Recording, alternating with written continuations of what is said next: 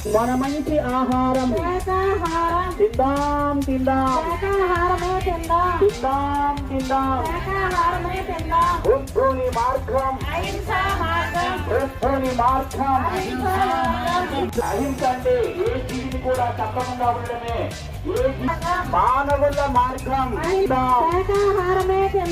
జీవిద్దాం జీవిద్దాం కరుణ చూపుదాం కరుణ చూపుదాం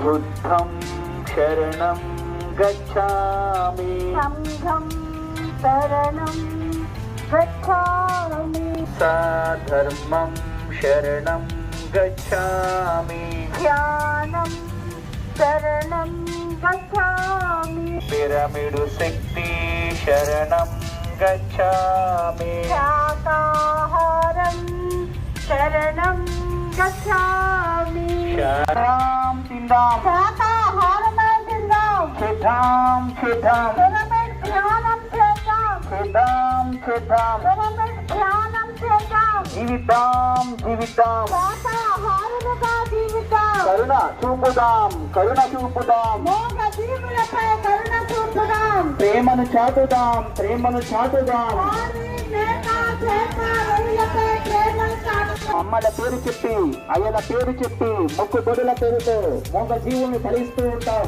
ఇది మహా పాపం మిత్రులారా. ఆ మోగ జీవుల యొక్క మరణ వేదన మనందరికీ కూడా శాపంగా మారుతుంది. శాకాహారమే అమృతాహారం.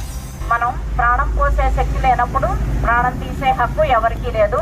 శ్రేష్టమైన ఆహారమే శాకాహారం. అందరూ శాకాహారులుగా మారాలి. పిరమిడ్ శక్తిని ఉపయోగించుకోవాలి.